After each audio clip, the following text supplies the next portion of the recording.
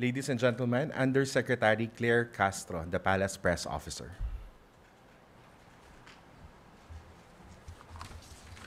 Good morning.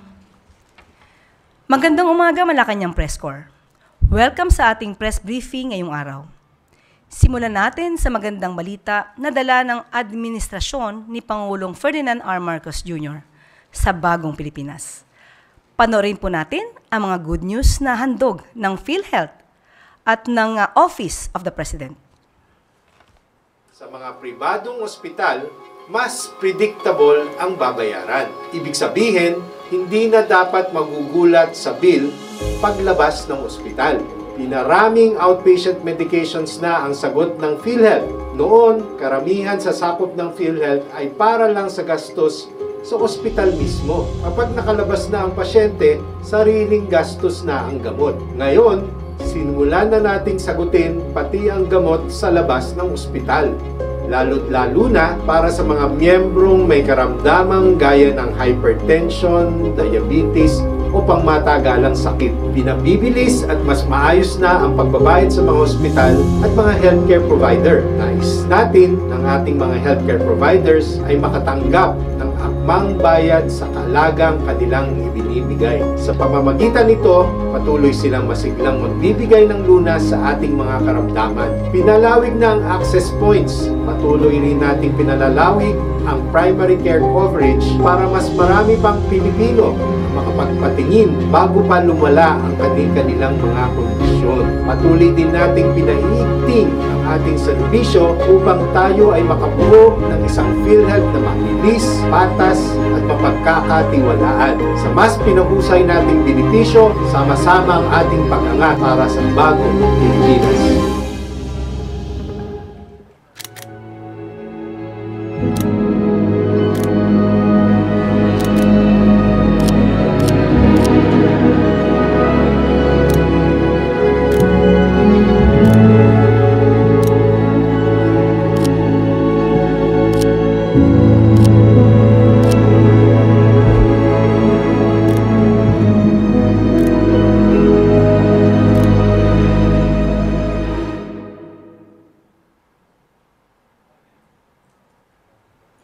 At ito po ang mga good news natin sa araw nito.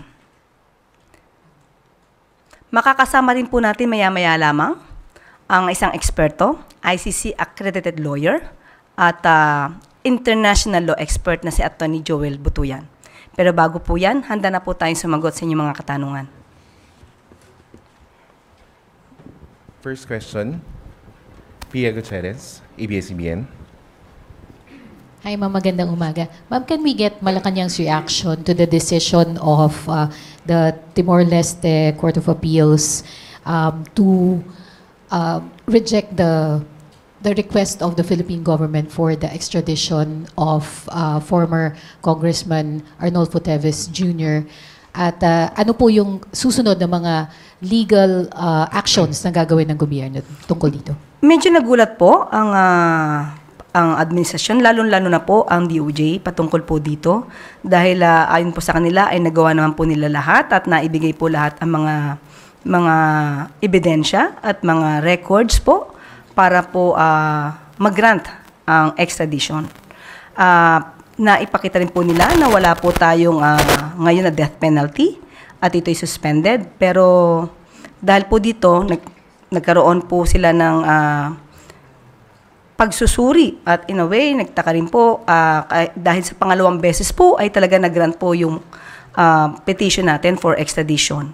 At lumalabas nga po ay itong apila lamang po ang nag-grant po para pabor po kay dating Congressman Teves. At ang naging issue lamang po yata dito ay mga teknikalidad patungkol po dun sa umiiral na batas sa atin. Pero ayon po sa DOJ at nakausap po natin si ASEC Mico, ay mag-a-apila po sila, magpa-file po sila ng appeal sa Court of Appeals po ng Timor-Leste. May reaction na po ba tungkol dito si Pangulo? Hinayaan na lang po natin muna sa DOJ kung anong dapat gawin. Yun po ang ayon sa Pangulo. Ma'am, dun sa decision, the Timor-Leste court cited a provision in their constitution which prohibits extradition if there is a, quote, well-founded risk of being subjected to torture, inhuman, degrading, or cruel treatment. do you think that there is reason for the Timor-Leste court to fear that former Congressman Teves will be subjected to such treatment here in the Philippines? Kahit naman po sa konstitusyon natin ay bawal po yan. Kaya nga po nung sila po ay naglahad ng kanilang mga ebidensya, ang ating administrasyon through DOJ, ipinakita po natin ang lahat ng mga ito ay hindi po mangyayari sa ating administrasyon. At nagtataka nga po sila at kung bakit kaya na baliktad po ang unang desisyon po ng Korte po ng Timor-Leste.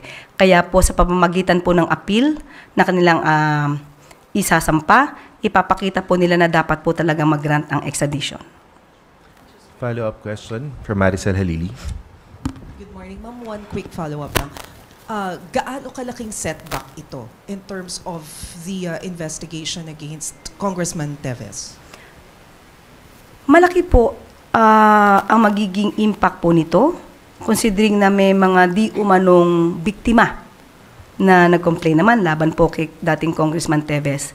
So kaya po hanggat makakaya ng administrasyon, ilalaban po rin natin ito para po sa hustisya sa mga di umanong biktima. Jean Mangaluz, Philstar. Good morning. Justice Secretary Remulla admitted that the justice system in the Philippines failed the EJK victims and that cases are very hard to pursue here. So are we still capable of pursuing drug war cases beyond former President Duterte? How are we looking for accountability for other drug war suspects? Ngayon po, hindi po tayo tumitigil na magbigay ng hustisya. Hindi din po natin tinitigilan ang paglaban sa mga iligal na droga. Kakayanin po natin to at hindi po tayo magsasawalang bahala po patungkol dito. Quick follow-up. Are we taking specific steps to address the supposed systematic lapses in the justice system? Ngayon po, nakikita po natin kung paano po magtrabaho ang administrasyon. Nagkataon lamang po siguro kaya nagkaroon po ng kaso sa ICC dahil gumagana naman po ang hustisya sa ibang tao. Nagkataon lamang po siguro na yung hustisya na dapat na makamit dahil sa pangyayari sa war on drugs ay hindi nakamit sa panahon ni dating Pangulong Duterte. Pero how will we pursue justice in the Marcos administration? Kung meron po mga nag-file na complaint at kumpleto naman po ang ebidensya at mapapakita po na dapat pong iakyat ang mga kasong ito sa korte, yan po ang gagawin ng DOJ. Ann Soberano, Bomboracho. Yusek, good morning. Reaction lang din from the palace.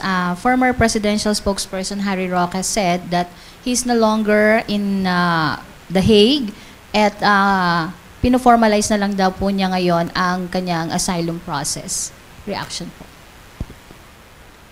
Siguro po mas maganda po talaga since hindi naman po siya parte ng legal team ni dating Pangulong Duterte. Hindi po ba yan ang kanyang dahilan kung bakit hindi siya uuwi? Mas maganda pong umuwi muna siya dito at patunayan niya po talaga na siya po ay walang kasalanan. Sabi nga po natin, siya mismo po ang nag-amin, siya po mismo galing sa kanyang bibig ang mga kwento, ang mga dokumentong kanyang sinabi sa Quadcom hearing. Hindi po ba mas maganda na siya rin po ang mag-present nito para mapatunayan niyang siya ay malinis? Ma'am, since wala pa pong kaso laban kay Attorney Roque and wala na po siya sa The Hague, nagtatago na po siya ngayon, ano na lang po pwedeng gawin ng gobyerno? I-monitor po ba siya or makipag-coordinate kayo sa Interpol sa whereabouts niya? Hanggat wala po kasing kaso at hindi siya maituturing na fugitive, hindi naman po natin mahihiling sa Interpol na magkaroon ng red notice, most probably blue notice. Pero isasangguni po muna natin sa DOJ kung ano po yung susunod nilang hakbang. Thank you, ma'am. Maricar Sargan, Brigada FM. Good morning po, Yusek. May lumabas po na report na di umano nag-file daw po o nag-request ng asylum si former President Rodrigo Duterte sa China. Pero na-deny. May information po ba yung palace dito? Ano po yung nakarating sa inyo? Wala po kaming ganung impormasyon na natanggap. Hindi po yun ang mga lumalabas na info na dumarating sa palasyo. Ano po yung nakarating, ma'am? Napauwi siya mula sa Hong Kong. So wala po nakarating about asylum? Walang nakarating sa amin. Okay, thank you po. Follow-up question. Eden Santos, Net 25. Good morning po, Yusek. Sa hearing po kahapon ng committee ni Senator Amy Marcos ay dininay na ni Secretary Remulla na hindi po si PBBM, hindi rin po si Secretary Gibot, si Secretary Anyo yung sinasabing mastermind nung pag-aresto po kay dating Pangulong Rodrigo Duterte. Sino po yung nag-utos sa PNP, especially kay General Torre, para po isagawa yung pag-aresto sa dating Pangulo? Yes. Itatanong ko lang po, sino po yung nagsabi ng word na mastermind?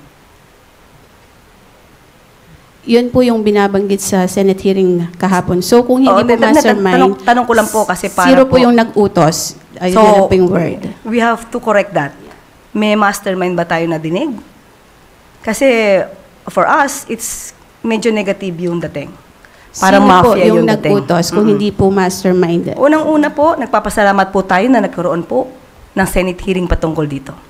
Mas naliwanagan ang taong bayan kung ano ba ang nangyari. Napaliwanag po kung ano yung batas at kung ano lang yung ginawang batas. Kaya maraming salamat sa pagkakaroon po ng Senate hearing na ito. Kung sino po ang nag-utos, wala po tayong personal knowledge dyan. Kung ano po ang napag-usapan, wala pa rin po tayong personal knowledge dyan. Kung naganap na po ang dapat na naganap, yan po ay naaayon naman po sa batas. So ibig sabihin po sariling decision po ni General Torre yung lahat ng nangyaring pag-aresto, pagsundo sa NAIA, sa dating Pangulo at sa kanilang grupo? Wala po akong sinabing ganyan. Ang sinabi po lang naman natin, wala po tayong personal knowledge kung ano po ang napag-usapan nila. Okay, ICC has no jurisdiction over the state but has jurisdiction over individuals according to Justice Secretary Remulla. Can you elaborate po itong binanggit niya ito or can you explain it para po mas maliwanagan ng taong bayan? Kasama natin po mamaya si Atty. Joel Butuyan at siya po ang mag-i-explain patungkol po dyan. Thank you. Yusek, one last question from Pia before we go with Atty. Butuyan. Yes, ma'am. Ma'am, tatanong ko lang kung may directive po ba ang Malacanang sa mga otoridad patungkol po dun sa situation sa NLEX, yung heavy traffic po dun sa NLEX because there are fears that there may be economic implications, lalo na at nabanggit na yung repair ng Marilao Interchange Bridge may take 2 to 3 weeks after yung nangyari dun sa aksidente. Tatanungin po muna natin na sa pinaka-head po ng ahensya dahil as of the moment wala po tayong impormasyon patungkol po dyan. Pero ibibigay po namin ang agarang kasagutan kapag po nakausap na po natin. Okay. Thank you. Ayan. At ngayon po, makakasama natin ang ICC accredited lawyer and international expert na si Atty. Joel Butuyan para magbigay po ng linaw sa iba pang katanungan. Good morning, Atty. Joel. Good morning, Yusek Claire, at maraming salamat sa imbitasyon ngayong umaga. Opo. Kahapon po sa Senate hearing ay marami pong naging issue pero hindi po masyadong na-elaborate yung mga sagot dahil po minsan ay nakakat po agad. Unahin po natin, Atty. Joel. Sinasabi po na mukhang labag ang ginawa sa pag-surrender kay dating Pangulong Duterte nang walang court order. Maaari niyo po bang i-explain dahil ang sinasabi po ni SOJ Boying Rimulya ay nasa batas naman po ng RA 9851 na pwedeng i-surrender sa international court. Pakiliwanag nga po yan, Atty. Butuyan. Yusek Claire, dalawang basihan yung validity ng implementation ng warrant of arrest, no? Unang-una, nandyan yung Republic Act 9851, which is actually a mirror image of the Rome Statute. Ito yung statute ng ICC. And nakasaad dun sa may Article 17 ng RA 9851 na kapag may warrant of arrest na inisyu ang isang international court, merong option ang Pilipinas na i-surrender directly to the international court yung suspect. No? Isa yon. Pangalawa, yung Article 59 ng Rome Statute.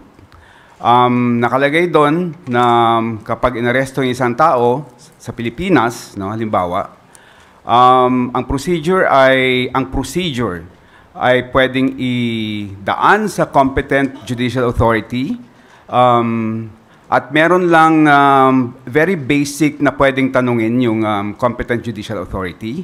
Wala na siyang jurisdiction para questionin pa yung validity ng warrant of arrest. Nakalagay doon sa Article 59 mismo. Ang pwede niya lang gawin is i-verify yung identity ng naaresto, kung siya nga yung nakalagay sa warrant of arrest, and to make sure na yung rights ng yung arrested person ay respected pursuant to our domestic law. No? Ngayon, meron ng decision ang ICC mismo with respect to ano ba yung binding effect ng procedure under Article 59 kung kinakailangan dumaan sa domestic judicial authority. Sabi ng ICC sa Ongwen case noong 2015 na there is no duty on the arresting country to follow the procedure under Article 59. So hindi kinakailangan dumaan sa domestic judicial authority for as long as yung substance ng Article 59 is complied with, which is what yung identity ng accused, saka kung respected yung rights ng accused. Anong nangyari nung pag-aresto kay former President Duterte? Binasahan siya ng Miranda rights niya. No? So that's pursuant to our domestic law on arrest. And then meron siyang abogado doon. Hindi lang isa, dalawa. No? So yung substance ng Article 59, we're actually complied with. So talagang both under our local law and under the ICC statute, complied with valid yung implementation ng warrant of arrest. Yusek, Claire. Ibig sabihin, Attorney Butuyan, kahit hindi po tayo miyembro dito sa ICC, at ang ginamit natin primarily ay ang ating batas ng RA 9851, kung itatanungin pa rin nila kung may substantial compliance tayo dito sa Article 59 ng Rome Statute, ibig sabihin, nakapag-comply tayo, although hindi yun yung ginamit natin na batas, kundi yung RA 9851, ganun po ba yun? Tama yun, Yusek Claire. No? We fully complied with our domestic law dahil nga merong discretion yung Philippine government to directly surrender the suspect to the international court. Okay, so hindi po kailangan na ng court order, katulad ng sinabi niyo po? Sa batas ho natin, hindi na kailangan ng court order.